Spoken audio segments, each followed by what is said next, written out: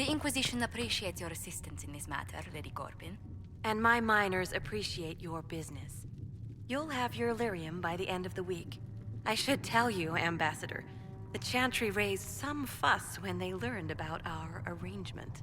The Inquisition must certainly seem an audacious idea to the Grand Clerics. We hope to convince them it is a necessary one as well. I understand you were instrumental in garnering the assistance of the rebel mages. It is well done. And I pray this Inquisition fares better than the Chantry in its handling of magic. You disapprove of something the Chantry did. Are you allowed to do that? That largely depends upon one's company.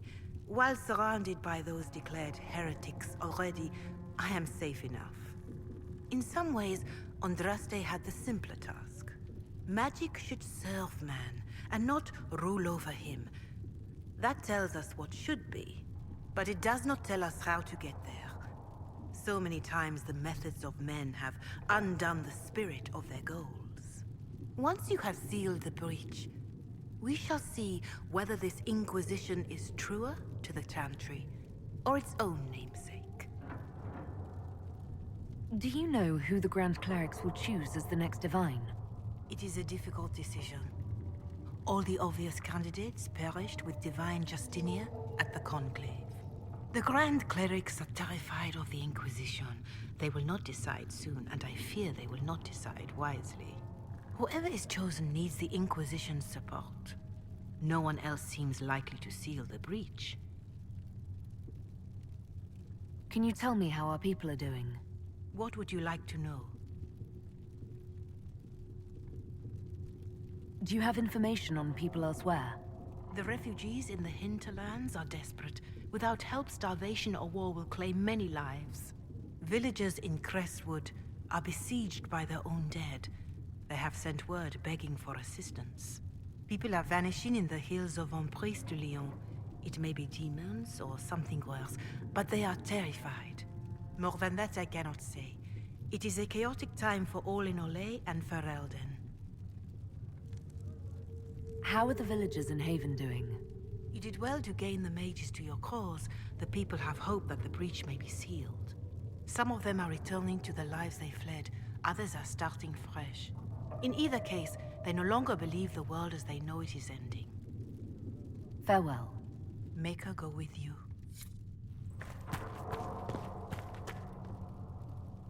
I'll take my leave. Good day. Who is she, Ambassador? A merchant. I thought we should reach out to the dwarves to secure lyrium for the Inquisition's mages. According to Lady Corbin, it raised the ire of the Chantry. How? Access to lyrium makes us rather more formidable than anticipated. We're becoming a challenge. Sadly, the remaining Grand Clerics appear to be consolidating the Chantry's power, instead of comforting the masses.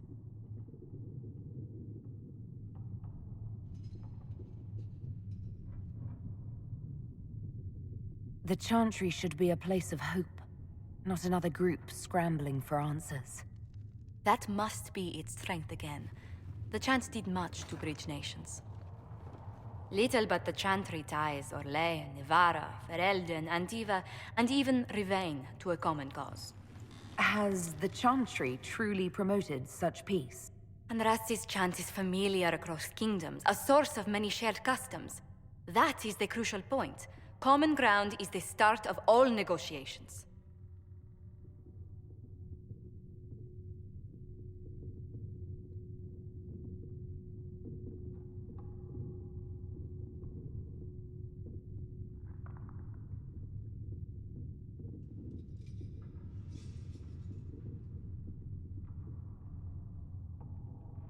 Are you sure? Families often fight the hardest. Having grown up among four siblings, I concede your point. I found, however, that the only time two parties cannot negotiate is when they cease to speak. We must learn to think beyond our own wants to secure peace in Thedas.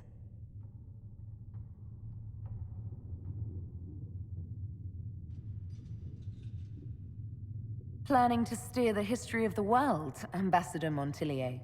I believe the Inquisition is already charting that course. Which brings me to a question, if you have a moment. The remaining Grand Clerics sent a missive inquiring about the events at the Temple of Sacred Ashes. They demand to know whether the Inquisition officially claims that Andraste saved you from the breach. If it were up to you, how would you reply?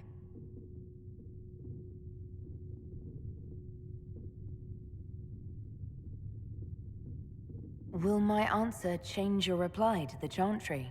If Leliana, Cassandra, Cullen, and I could agree on our official stance, I could answer that. We should decide soon. The revered mothers don't seem to know what to make of you.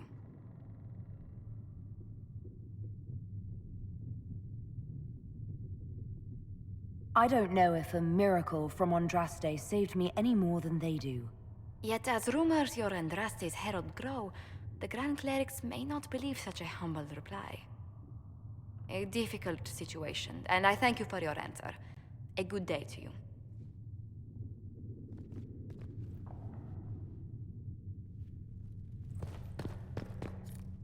Thank you.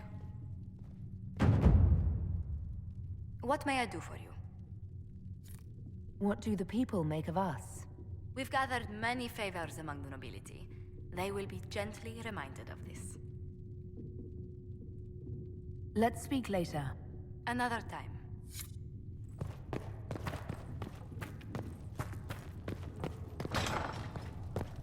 Magic exists to serve man, and never to rule over him. If Fiona and her malcontents are joining us as allies, we need to be prepared. Abominations are inevitable. Cullen doesn't have enough Templars to handle incidents. Some of the rank and file need to be trained.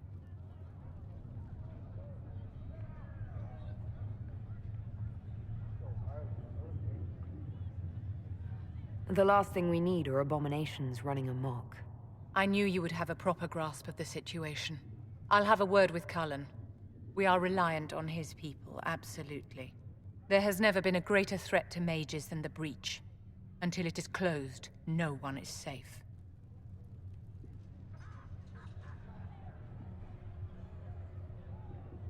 You have a low opinion of your fellow mages. It's not so much an opinion as grasping the obvious. Magic is dangerous, just as fire is dangerous. Anyone who forgets this truth gets burned.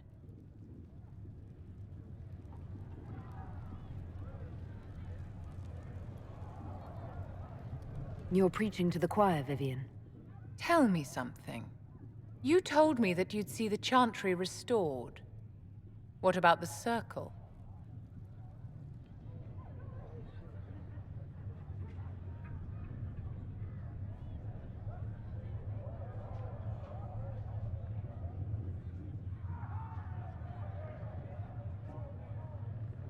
The Circle has to be restored if we want to keep the peace.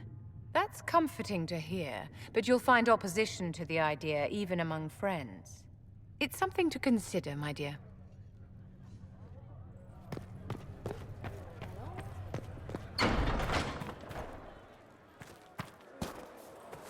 It is good to be surrounded by mages again. Really? The debate, the crackle of magic, the smell of old books. The breach is a magical problem. The mages will help us solve it.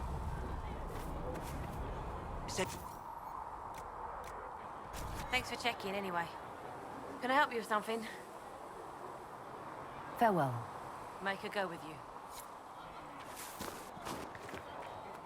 Your open support for the mages likely earned you enemies. Our agents will monitor the situation. If the most opposed can be identified, we may still turn this to our advantage. You're always looking for some way to benefit, aren't you? It's what I'm here for. Regardless, I applaud you for the courage to stand up for the mages.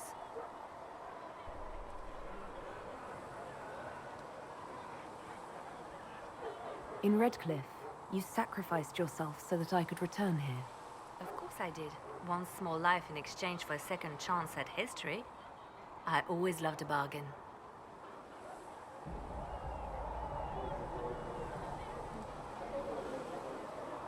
It was still a sacrifice, and still noble. And I would do it again. Anything I should know? Altegan has returned to Redcliffe Castle and resumed his duties as Lord. The people are returning, slowly but surely. Unfortunately, our show of support for the mages has angered many. I'll leave you to your work.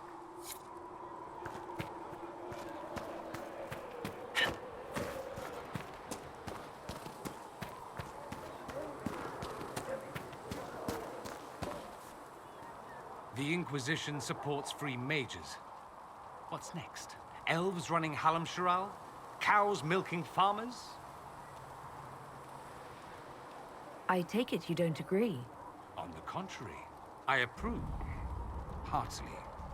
I do wonder if you've considered what this support of yours will do. For mages in general, I mean. The Inquisition is seen as an authority. You've given southern mages license to, well, be like mages back home.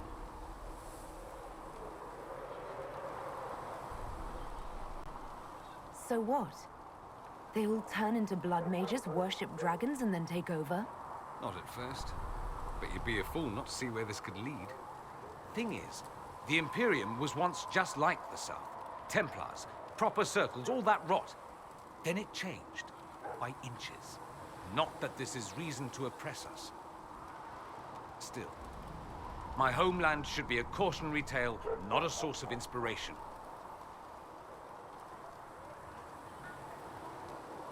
Have you gone to see Alexius yet? He's in the cells. Not yet, no. I saw him before they locked him up. He looked despondent, broken. Not the man I remember, nor the one I want to. I suppose the Inquisition will judge him eventually. I wonder if there's any chance they'll show him mercy. He hardly deserves it, but for Felix's sake. I can't help hoping there's something left of the man I once knew.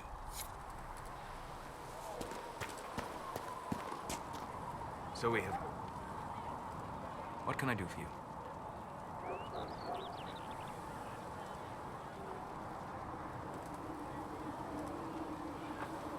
We'll talk later. Goodbye. A little bird told me you were part of the Carter Inquisitor. A little bird. Well, a big bird. A big, indiscreet bird who was drunk at the time.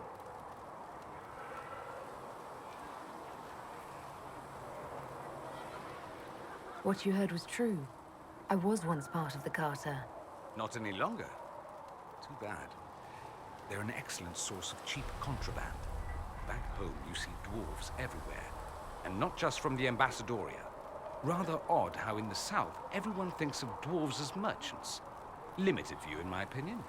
Maybe you'll change that. In the future, one will hear dwarf and think Messiah. Down with stereotypes.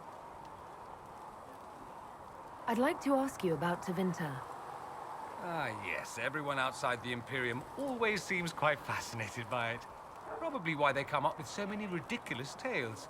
Flying cows over Minrathous. That's madness. All right, that one's actually true, but the cows didn't have wings. I digress. Anything in particular you wanted to know?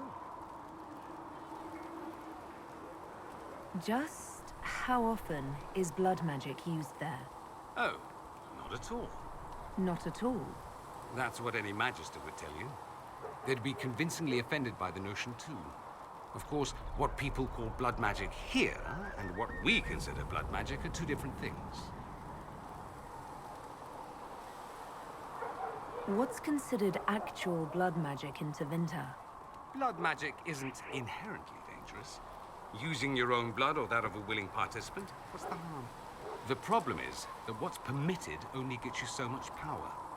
And what if you need more? You always need more. That's where we get into sacrifices and demon summoning. None of that is done. Not officially.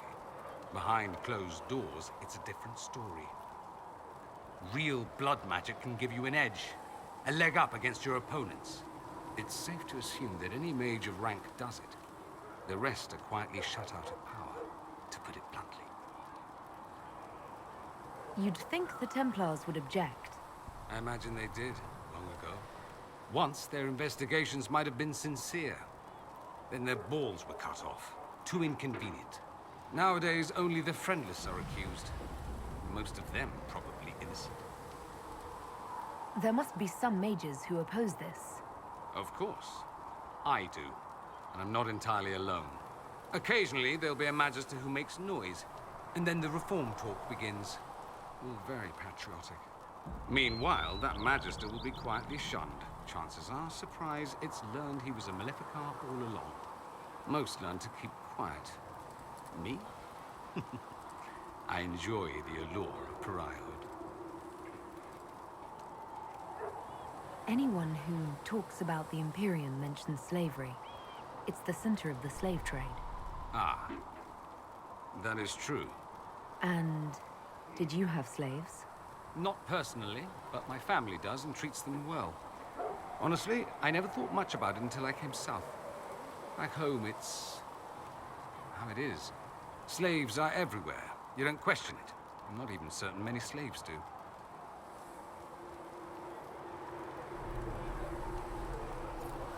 That's it. You don't question it. In the south, you have alienages, slums, both human and elven. The desperate have no way out. Back home, a poor man can sell himself. As a slave, he could have a position of respect, comfort, and could even support a family. Some slaves are treated poorly, it's true. But do you honestly think inescapable poverty is better?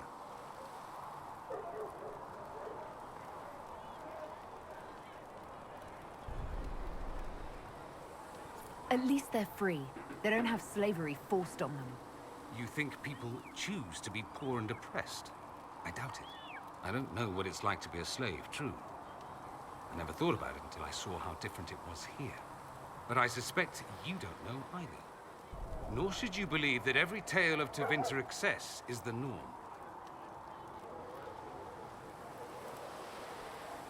There's an Imperial Chantry, isn't there? With its own divine. You people aren't supposed to talk about the Black Divine, are you? If you mention him outside the Imperium, people make that face, like you're urinating in public. But yes, we do have the Chantry, or a version of it. Night and day comparing it to yours. Is the Imperial Chantry so different from ours? Not in theory. The main difference is in the whole magic is meant to serve man, not rule over him business. Back home, ruling the unwashed masses is serving them, for the good of the Imperium. Perhaps it started with good intentions, but these days it's academic. The circles are in command. There are circles of magi in the Imperium. We don't have dismal little mage prisons, if that's what you mean. They're academies, prestigious ones. We have Templars as well, but they don't cancel spells or whatever your Templars do. They're soldiers. They watch for abuse of magic, yes, but only those who are weak or who fall out of favor get dealt with. Mostly they enforce the Magisterium's edicts. The Chantry smiles and nods from the sidelines.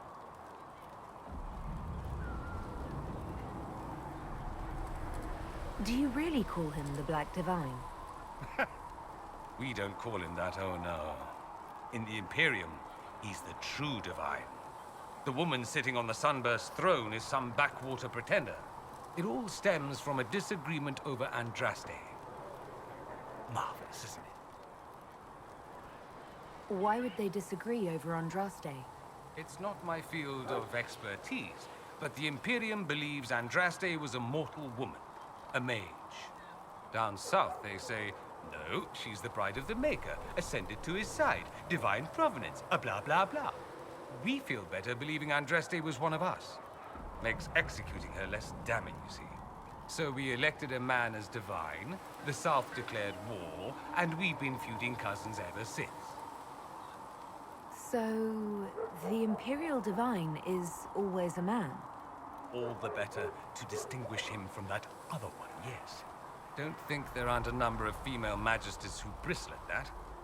Why can't they be divine after all? Same reason you never see a man on the Sunburst throne. Because that's how it's always been done. Excellent reasoning. Do you consider yourself Andrastian? The big question. It might surprise you that I do consider myself Andrastian. I simply do not believe in the Chantry. It is a relic, whether back home or here in the south. Something from a bygone age desperately clinging to relevance. It's not an opinion that makes me popular.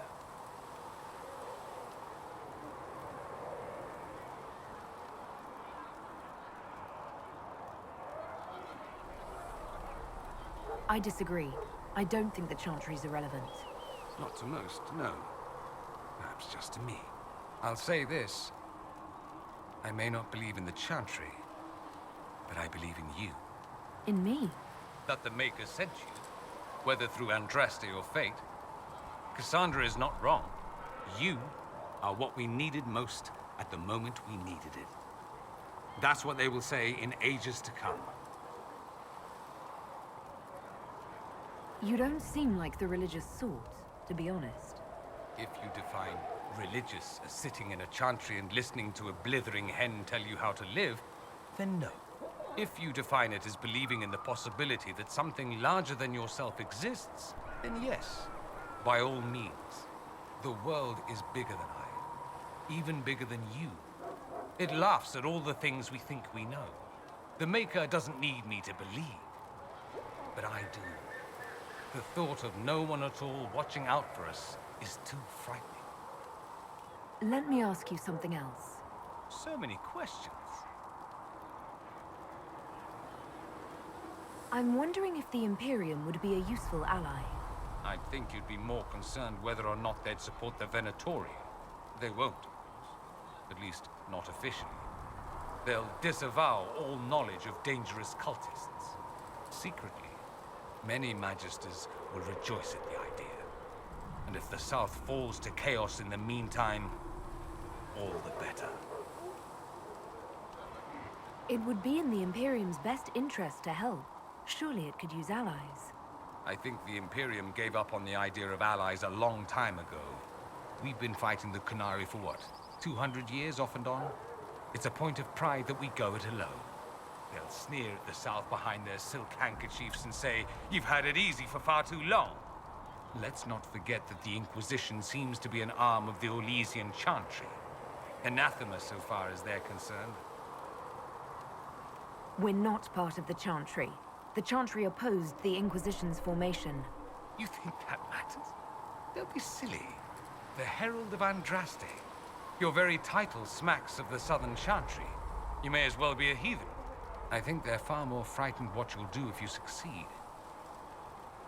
It seems strange that an entire empire would be ruled by mages. I find it strange that your mages don't rule anything at all. Actually, the fiction in the Imperium is that mages don't rule. The Magisterium rules. That Magisters are all mages is considered a convenient technicality. What is the Magisterium, exactly?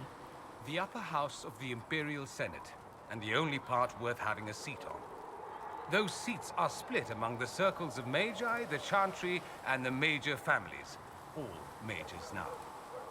It's odd that outside the Imperium, you use Magister like it applies to every Tevinter mage. If you're not a Magister, then what are you called? No special title? I'm an Altus, which is almost as good as a Magister, depending on who you ask. I've never heard of an Altus.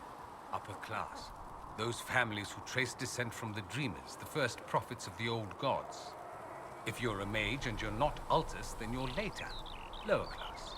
If you're not a mage at all, you're Soperati. That's everyone else. We do love our fancy words. I thought the Archon ruled over the Imperium. Well, yes. Technically, he can overrule laws passed by the Magisterium, but that never happens. Even so, he gets to appoint new Magisters, which means all the families vie madly for his favor. Thus, the Archon gets invited to all the parties. The truest path to Tevinter influence, let me tell you. If it's a fiction, that means mages do rule then. Yes and no. Let me put it this way. Mages do rule, but not all mages are equal. If you're not from the right family, chances are you don't rule anything. Maybe you're even a slave. The idea that anyone could be a mage, however, keeps the masses placated.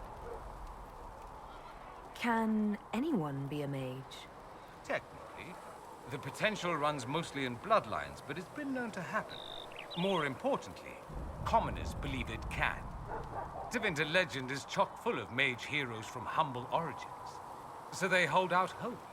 Someday my son or my son's son will be a mage. Someday.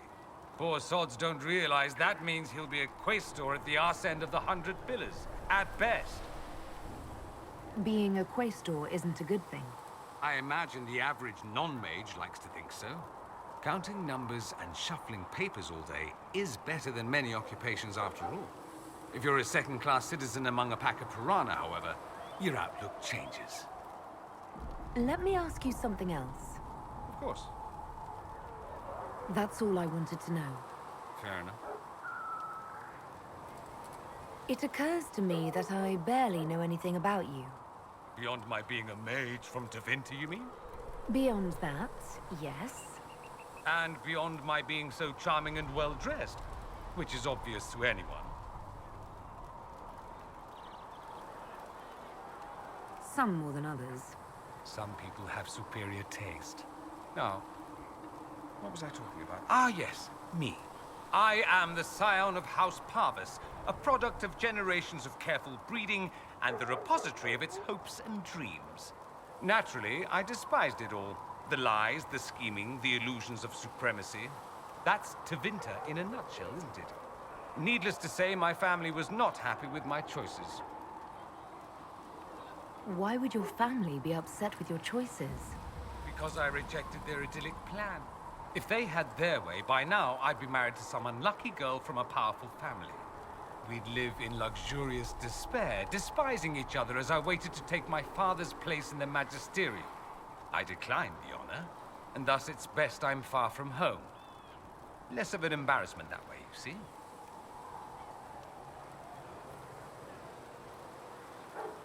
I'm getting the impression that you don't care much for your homeland.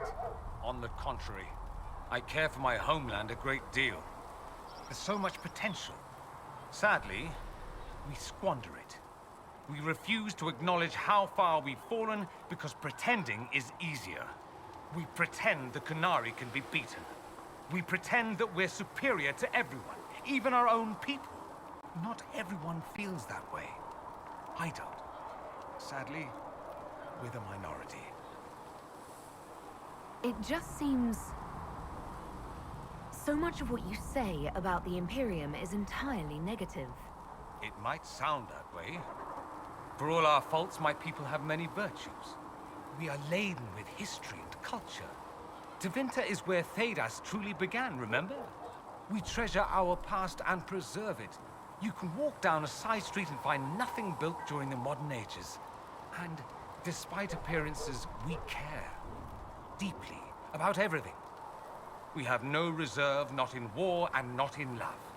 If I truly believed my homeland was beyond all hope, I wouldn't miss it so much. Why remain with the Inquisition? Why not go back to Tevinter? I'm not exactly welcome back home. Not that it matters, I'm quite accustomed to being a pariah. It adds to my charm. I can do more for Tevinter here. If the Venatori succeed, it'll set my homeland back 1,000 years. I'm sure some magisters would disagree, but that's why we kill them. What did you mean by generations of careful breeding? The great families of Tevinter don't have children. They refine traits, weed out the undesirable, and promote the rest. My mother was chosen for my father because magic runs strongly in her blood. Never mind that they loathed each other. They wanted a son who could become Archon to make House Parvis the envy of the Imperium. They got me. A cautionary tale that you should be careful what you wish for. I think I've heard enough. That's too bad. I never tire of talking about myself. I should go. Try not to kill anyone without me. If Segra can get what I need, I'll pay the bastard myself. You're back. And in one piece. Farewell. Let me know if you need anything.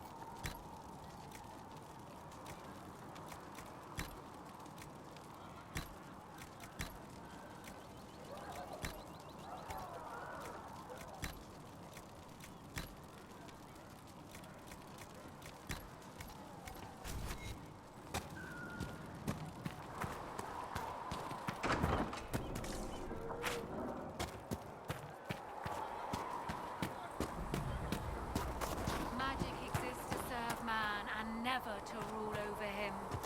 Foul and corrupt are My they. brother was with the rebels after you. Don't know how it keeps breaking. Oh, you Fighting a war. Are you sure you want to stay for a drink? Well, maybe just for a bit. Yes, sir. Can I get you anything? You said Leliana asked you to run an Inquisition tavern. How did you meet? Dumb luck, mainly. I managed an inn back in Denerim. When I heard interesting gossip, I'd pass word to Leliana. Sometimes it was helpful. She asked if I wanted to own my own tavern, and I said yes. I didn't realize she meant this. What can you tell me about this area? Adan is Haven's apothecary. He's been making potions and tending to the wounded as best he can. Harris is the Inquisition smith. Whatever he can make you, Thren the quartermaster can probably find. And for anything fancier, you can try buying from Segris. His prices aren't too high. Yet. Oh, there's also Minave.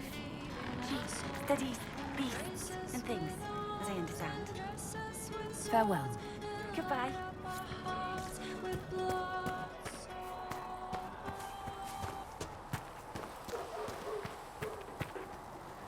The Mage Rebellion joins the Inquisition. I've got to admit that's a twist I didn't see coming. One thing you saw in the future worries me. I mean, it was all bad. But Red Lyrium and Ferelden, infecting people and growing out of them, that's bad. Finding more of it really punches a hole in my Red Lyrium at the temple was a coincidence theory. How long does it take for Red Lyrium to grow? How fast can it spread? It took years to infect people in Kirkwall, but no one there was actually ingesting the stuff. This Elder One managed to take the worst thing I can think of and make it worse. That's an accomplishment. The Inquisition has the numbers to track down all this lyrium and destroy it. I hope so. I don't want to think about what happens if it starts a plague. I've got people trying to find out where the red stuff came from. I think maybe we should make that a priority. But that's enough doom and gloom. You just won a big victory for the Inquisition. What are you going to do to celebrate?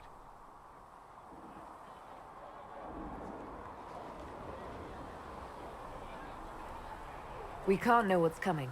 Best not to get too comfortable. I can't disagree with that. But maybe you should try to relax while you can.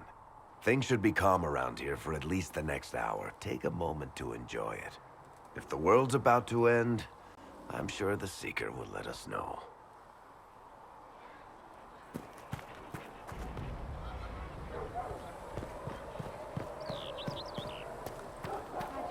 Master Harry said we weren't to sell Inquisition blades. What Harry doesn't know.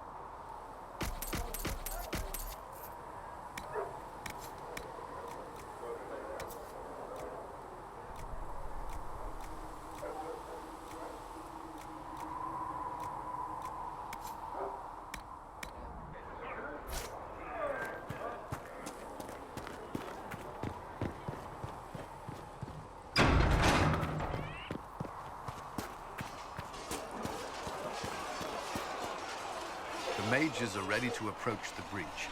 I pray this will be enough to close it.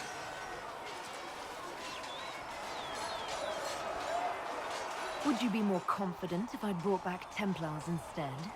I'd be less worried about the thin veil resulting in mass possession. I will not endanger the alliance you've created. We need their help. Any precautions taken will be to ensure the safety of our people and the mages themselves. Nothing more.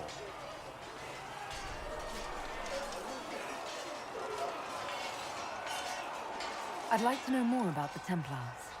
What would you like to know? Why did you join the Order? I could think of no better calling than to protect those in need. I used to beg the Templars at our local chantry to teach me. At first, they merely humored me. I must have shown promise, or at least a willingness to learn. The Knight Captain spoke to my parents on my behalf. They agreed to send me for training. I was 13 when I left home. 13? That's still so young. I wasn't the youngest there. Some children are promised to the Order at infancy. Still, I didn't take on full responsibilities until I was 18. The Order sees you trained and educated first. What about your family? Did you miss them? Of course. But there were many my age who felt the same. We learned to look out for one another.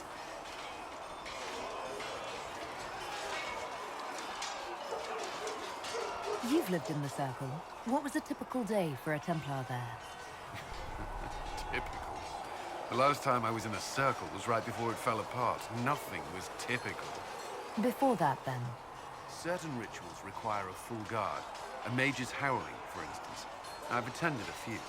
Most of the time, you merely maintain a presence, on patrol or in the circle, ready to respond if needed. Mages pretend to ignore that presence, but they're watching you just as closely. Do Templars and mages never speak to each other? Some do, but Templars are supposed to maintain a certain distance from their charges. If a mage is possessed or uses blood magic, you must act quickly, without hesitation. Your judgment cannot be clouded. Of course, ignoring one another does nothing to foster understanding. What does Templar training involve? There is weapon and combat training. Even without their abilities, Templars are among the best warriors in Thedas. Initiates must also memorize portions of the Chant of Light, study history, and improve their mental focus. Did you enjoy your training? I wanted to learn everything. If I was giving my life to this, I would be the best Templar I could. You were a model student. I wanted to be. I wasn't always successful. Watching a candle burn down while reciting the Chant of Transfigurations wasn't the most exciting task. And I admit, my mind sometimes wandered. Do the Templars do anything besides hunt mages? Templars protect against the dangers of magic. Before the Order left the Chantry, that meant serving in a circle. They were also tasked with tracking apostates or fighting demons inevitably summoned by the weak or malicious.